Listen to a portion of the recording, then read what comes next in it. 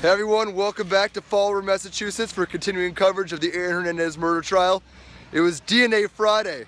We've been waiting 22 days of trial to hear the results of DNA tests of evidence found at the crime scene and elsewhere.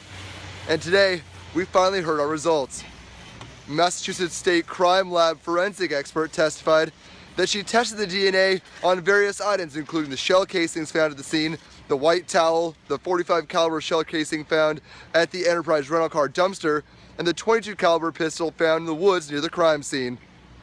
And here was the big bombshell today. Both Aaron Hernandez and Odin Lloyd's DNA were found on the joint located at the crime scene in the industrial park, just feet from Odin Lloyd's body. This affirmatively places Hernandez at the scene of the crime. On cross-examination, when the expert was asked, what is the statistical probability that it was Hernandez's DNA? She responded, the likelihood it was somebody else is somewhere in the range of 1 in quadrillion. That is 15 zeros. That's pretty certain to me. Now here's a load of other evidence we found. The expert tested clothes found in the garage of Aaron Hernandez's home. They tested positive for Hernandez's DNA, no surprise there, but nobody else's. She tested the 5 shell casings found at the murder scene, and there was not enough DNA on those to test. She also tested the .22 caliber pistol found in the woods outside of the crime scene. And she testified that while there was DNA present, there was inconclusive results. There wasn't enough to affirmatively say it's one person or another. Now, in the most heated element of testimony, prosecution alleged that Aaron Hernandez's DNA was found on the shell casing found in the dumpster Enterprise rental car. And of course, the expert testified that in fact Hernandez's DNA was found on that bullet.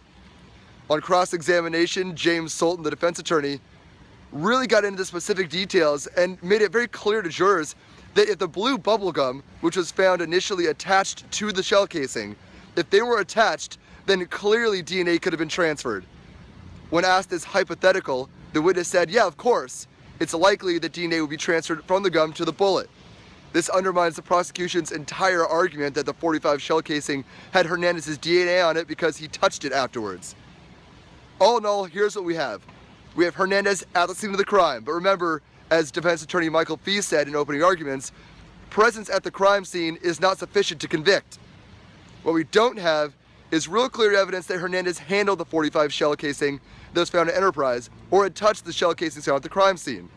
So while we have him there, we don't have him affirmatively doing much more. Still, getting him to the crime scene is a huge step for the prosecution. We'll resume Monday morning at 9 a.m. Until then, I'm Ryan Kearns for Wild About Trial.